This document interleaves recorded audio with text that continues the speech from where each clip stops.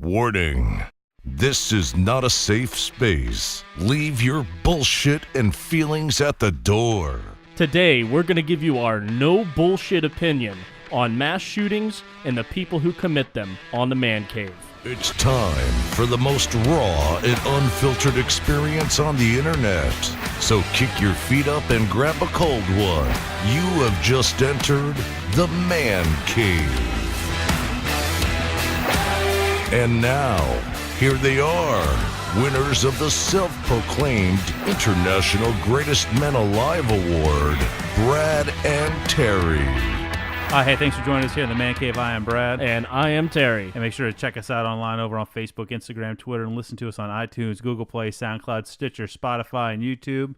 But if you want that full no bullshit experience and the ability to win some prizes and send your money to a good cause, you're going to have to subscribe to us over on Patreon. We'll talk about that more here in a little bit. Hey, what'd you bring me to drink today? All right, man, I got a good one. Okay. You ready for the name? Yeah. It's called the Saber-Tooth Squirrel. Ooh. It's by Smog City Brewing in Torrance, California. I wonder where some of these people come up with the names for these beers. Just like, I know when I went to the Devil's Backbone brewery in Virginia, they had one of my favorite beers, the Skull Crushing Ape.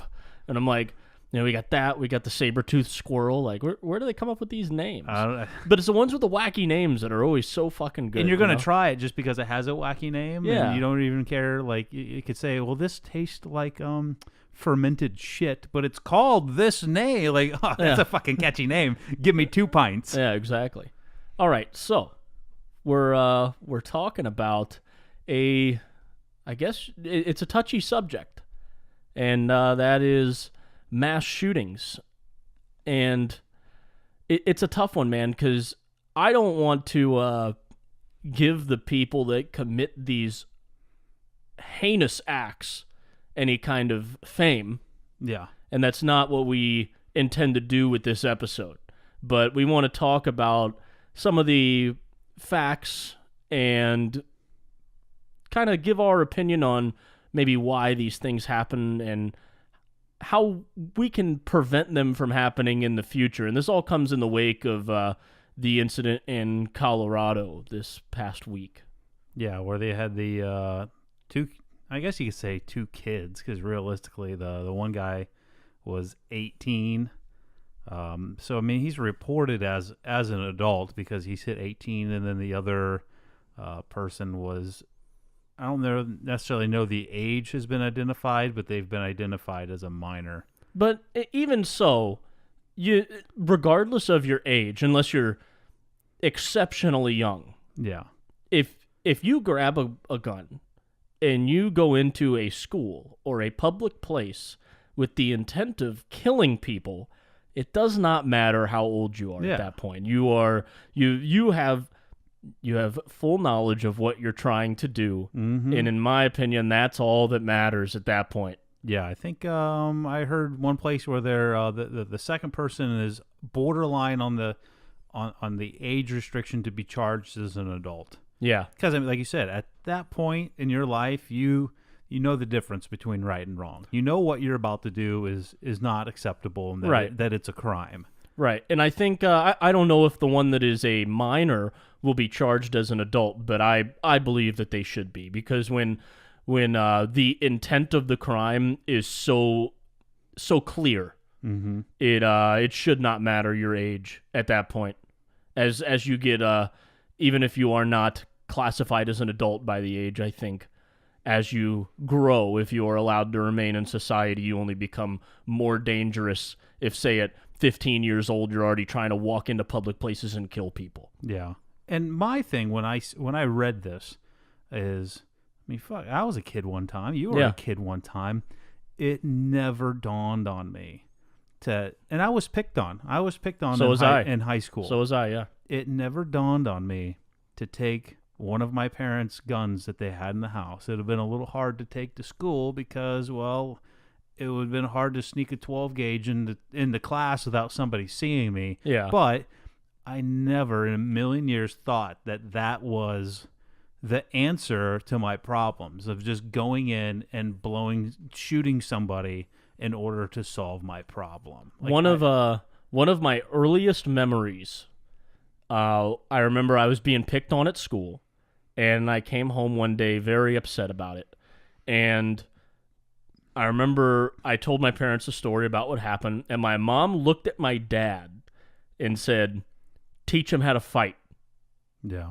And that was kind of how I dealt with my problems. You know, you have a bully, and you give the bully a hard time when it comes to bullying you, and the bully stops bullying you. They want easy prey. But I never thought of taking a gun to school and killing people. No. Like, there were definitely people I wanted to fuck up, and beat the shit out of. But I never in a million years would I have thought to shoot anybody. I was in the first grade, and I remember a kid sitting behind me on the bus who kept slapping the back of my head. Yeah.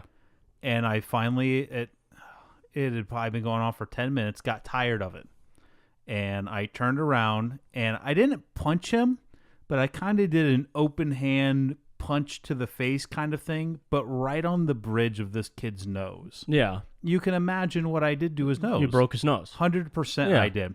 Blood was everywhere, and his grandfather was the driver of the bus. Okay. And we hadn't even left the school yet. Yeah. This kid's bleeding like a stuck pig in the back seat. He's using his backpack to try to slow the bleeding down that's going everywhere from a broken nose. Yeah. His grandpa comes back, looks at me, and goes, "What happened?" And I just looked at him. I said, "He wouldn't stop slapping the back of my head." He looked at his grandson and said, "Is that true?" And his grandson, with a backpack covering his face, just shook his head up and down. Mm-hmm. His grandpa turned around, went back to the front of the bus, started it, and we drove away from the school. Yep. And guess what? He never fucked with you again. He never did it again. He never, ever, ever slapped the back of my head again. He kind of threatened me the next year, like, "I still remember what you did," but he didn't do anything. And I think also we kind of got a little off topic when you read some of the news articles. I don't think these kids were necessarily picked on, though.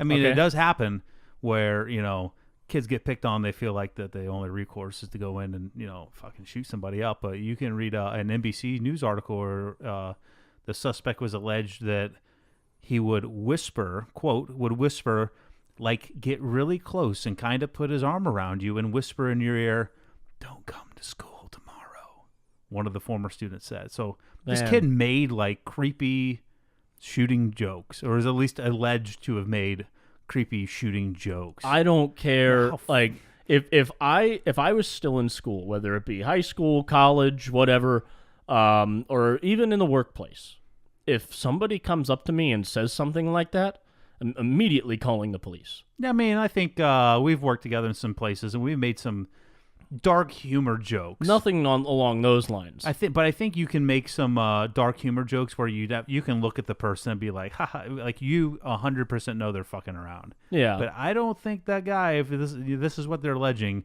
I think these kids were pretty well creeped out from the get-go that he's even touching. Like, shooting up a school is, frankly, in 2019 and even the past few years, it's not something to joke about. It's not something that's taken like just the sheer fact that you said anything like that is realistically probably almost grounds to get it investigated of why you're like that. I'm surprised if they brought that up to a school, why a school wouldn't have investigated why a kid is saying that. Yeah, that's grounds to be expelled. Yeah. I've heard of it where kids will say things like that, even in a joking manner in schools. Yeah, it doesn't matter. They'll get expelled. Yeah. Now, here's a question for you. Why do you think that this is the course of action that so many kids, I don't want to say so many, but that kids are taking nowadays? Like what is the cause of it? Man, I hate a shotgun question. Yeah, but I mean, I don't have it. I don't know if I have an easy answer, man. I don't know if there actually is an answer to that. I hate to are we properly training our kids to cope with that? You know what, man? It's never going to be sunshine and rainbows every single day. And like that's even 37. It's not fucking sunshine and rainbow. Like all the kids, you always look to your dad and your mom and like, man, I can't wait to be an adult. I don't have to go to bed early. I can do whatever the fuck I want. Like life is easy when you're an adult. And I remember my mom telling me life gets hard after you turn 18. Yeah, she was 100% right. Like it's not fucking sunshine and rainbows every day. Yeah. And to be honest, when I was getting bullied in school, like I didn't go home and tell my parents. Right. Like I just kind of fucking dealt with it. Yeah. But again, it never got to the point where I thought of taking a gun to school. It never got to the point where I thought, you know what, I'm just gonna fucking kill myself, and that's gonna be the way out of it. Like I don't know what was within me to just be like, even at that age, like I didn't even know that high school is just a phase in your life. Like it's gonna mean nothing to you. Like that's one thing I've tried telling my kids, that if they have a rough day at school, my oldest is in middle school. Mm-hmm. He can have a bad day there's dickheads everywhere. Yeah. And so I tell him that, look, dude, like Dad was kind of in the same spot as you. Like I got picked on when I was in middle school, and even all the way up into high school. Like my last few years, like the last year of high school wasn't too bad, but the first couple years of high school, I got picked on by kids that were in my class. It wasn't even like upperclassmen picking on the freshmen. It's kids that I was going to have to see every day of class. It's just they had finally matured by the time they hit like senior year. But I came home like days after days of just like, fuck, man, I'm tired. Like I would avoid going down certain hallways in school, just because I didn't want to see them. I'd rather be in class, because at least if I'm in class, they can't get to me in class. Yeah. So, but I don't know. Like I said, I try to teach them that it's not always sunshine and rainbows, and that, hey, you know what? At least when you come home, there's a place here that you can come home to, and hey, man, as long as you're at least doing your chores and doing the right thing, you're not going to get, I don't pick on them, but you're going to get, disciplined. But you can come here and at least have a, I don't want to say a safe place, but yeah, a safe place that you can hang out. Yeah, and I think you're kind of on the same thought process as me, but I think that there's another aspect to it. But first, to address what you said, I think at the beginning of what you were saying, you said we don't really teach methods to cope with a bad day or things like that. And if you're having a bad day, there's these new things popping up everywhere where grown men can go and cuddle each other. That is true.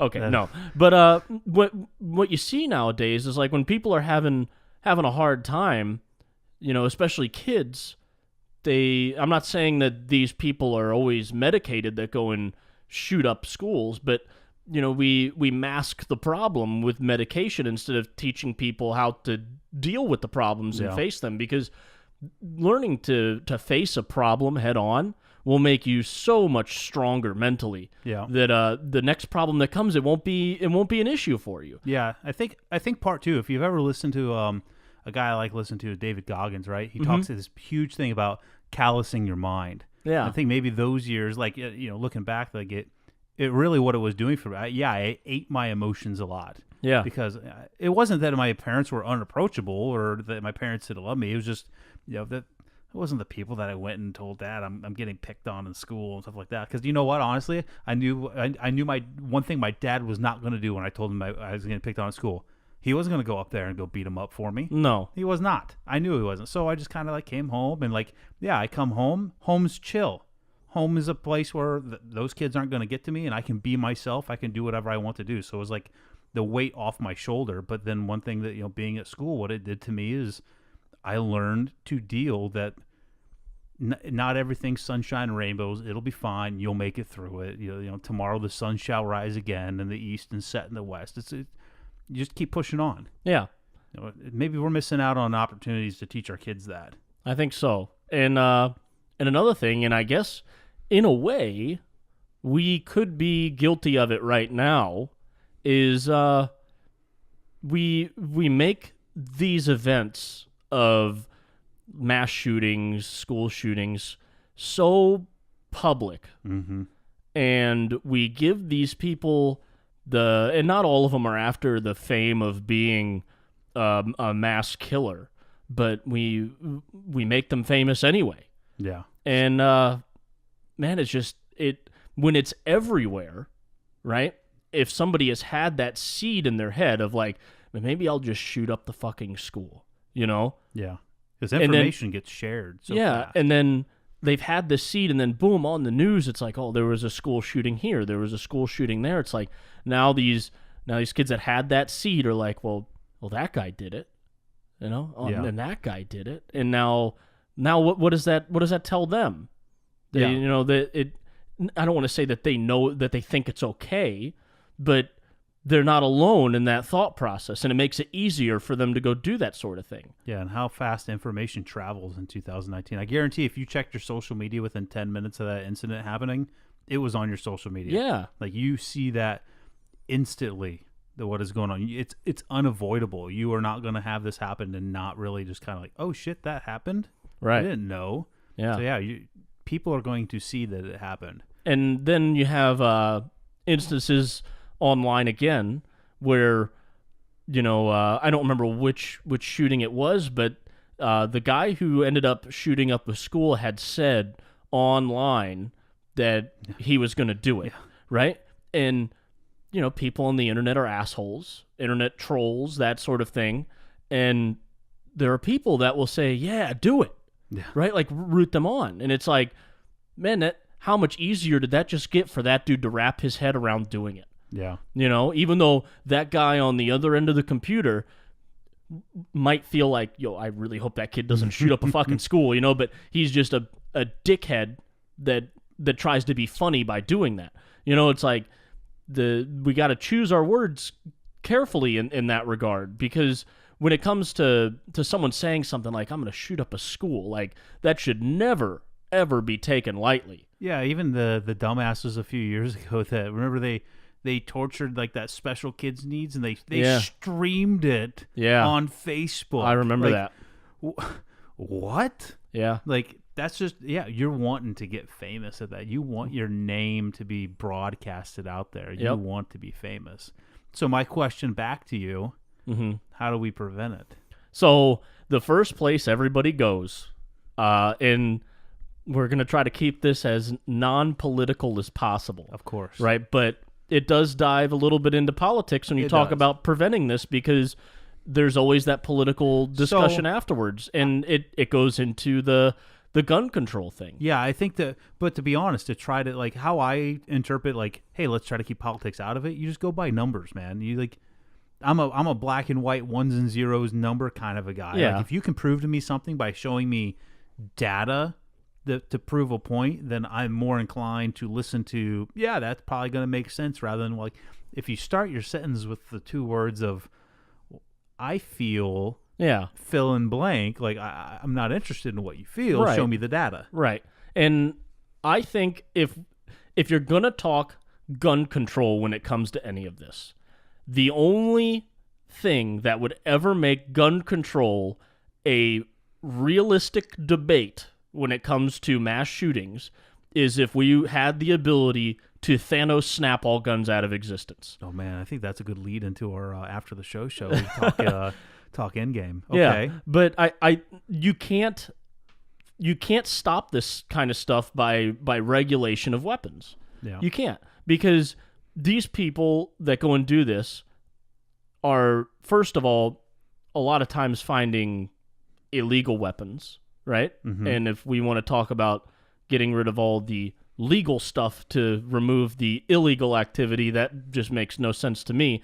But they would do this regardless of if they had a gun or not. Yeah. Look, overseas, you see countries that have very, very strict gun laws or just complete gun bans.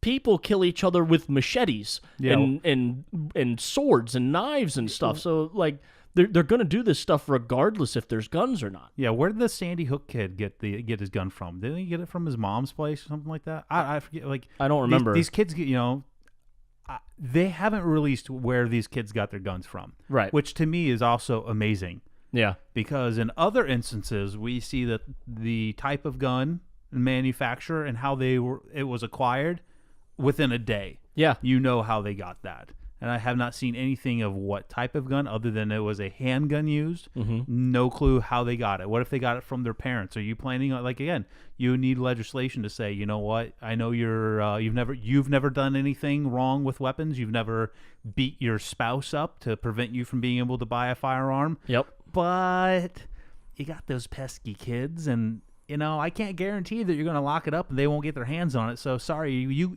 now that you have kids, you can't get a gun, Right. because the potential is there. Yeah. Like, that's a pretty harsh legislation, like you said. Through that way, the only way to prevent this through that, snap them all away. Yep. And even Thanos only took 50%. Yeah. I don't know. I don't know if the Infinity Stones have the power to take all of them. Yeah, well, I mean, you can snap twice, so we learned. Yeah. I guess maybe at the beginning of the episode we need to put a spoiler alert now at the beginning of this one. So, to me, the only realistic way to try to prevent any of this, again, I go by the numbers. Uh-huh. Right, and there's a famous guy named Dr. John R. Lott Jr., who does a lot of gun control research. And it just so happened to be that I believe it was the day before this happened, he released a study that he had been doing over 20 years. And he literally was studying school shootings. Okay. And For 20 years. 20 years after Columbine, he started this research. He started looking into this research. Right, and he wrote a paper on it. And I'll just kind of briefly go over the abstract of the paper, and you can pretty much deduce from what I read what his theory is the way to prevent shootings in schools. Okay. So it says, after the Columbine shooting 20 years ago, one of the more significant changes is how we protect students, and it has been the advance of legislation that allows teachers to carry guns at schools. There are two obvious questions. Does letting teachers carry create danger? And might they deter attackers? 20 states currently allow teachers and staff to carry guns to varying degrees on school property, so we don't need to guess how the policy would work. There has yet to be a single case of someone being wounded or killed from a shooting, let alone a mass public shooting between 6 a.m. and midnight at a school that lets teachers carry guns. Wow.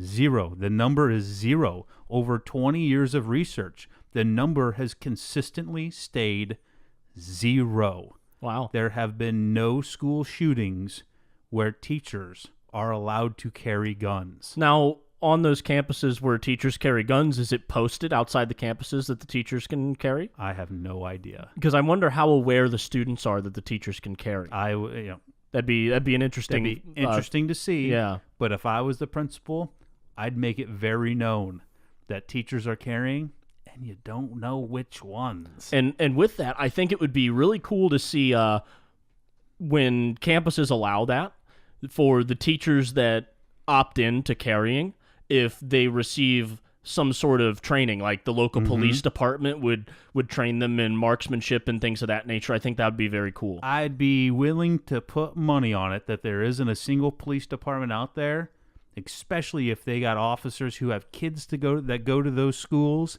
would be 100% down to do it for free to teach teachers how to properly shoot a firearm. I guarantee it, and it would only make the places safer. Yeah.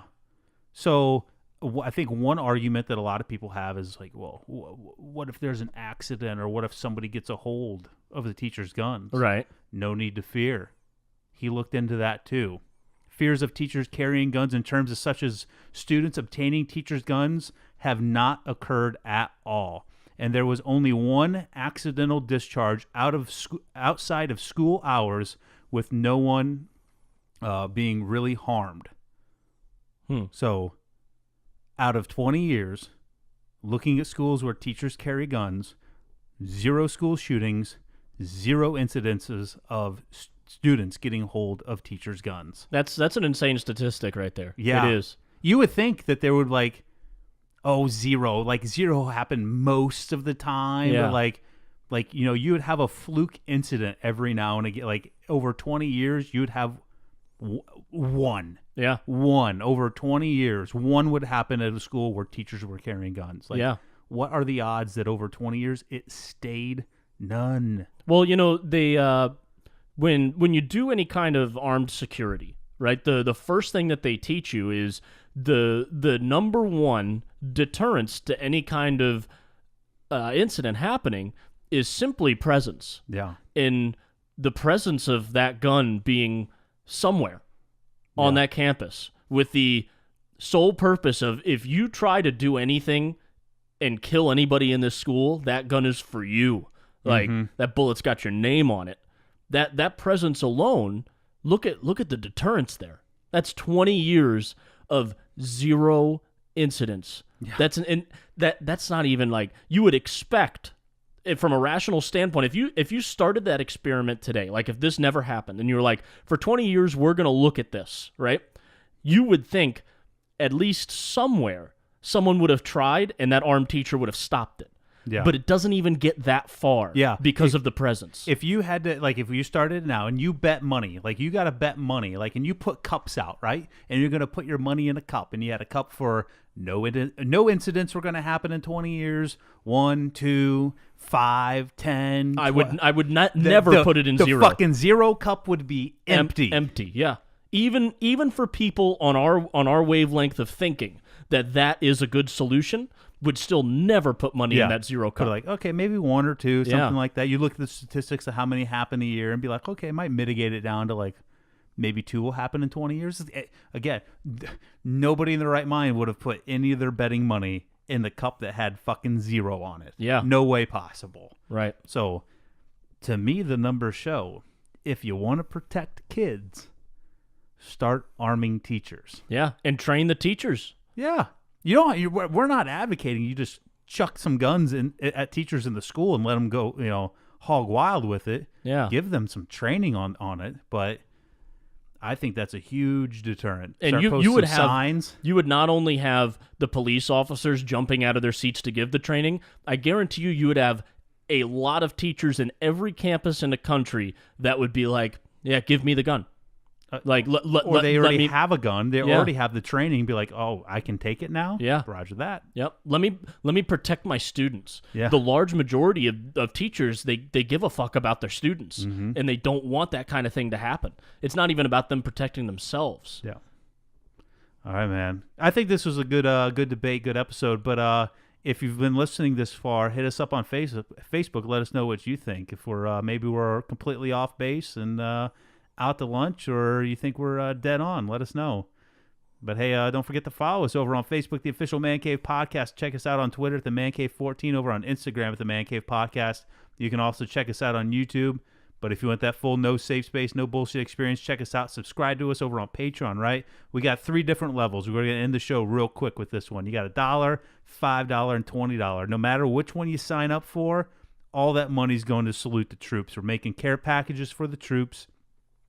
And we're not sending that money to a third party to let them send some care packages. We're actually going to be putting together care packages for them of shit they're actually going to like. Cigars, beef jerky, shit like that. Not some fucking toothpaste and dental floss and mouthwash. Yeah, we want them to be excited when they open that package. Oh my God, we got a Man Cave package. Yeah. Hey, and if you know people who are forward deployed right now, shoot us a message over on Facebook. We'll check it out, and we'll get a care package off to them. Yeah. Right. So, but that's how we're going to be doing it from here on out. Right. All that money, you'll still get the buck will still get you access to the after the show. The $5, you're still going to get your man card and everything. But that money's going to salute the troops from here on out. Hey, you don't have to go home, but you can't stay with us. We'll see you next time here in the Man Cave. Don't let the door hit you on the way out. Any real man would follow us on Patreon for exclusive content and prizes at patreon.com/The Man Cave Podcast. The Man Cave. No safe spaces, no bullshit.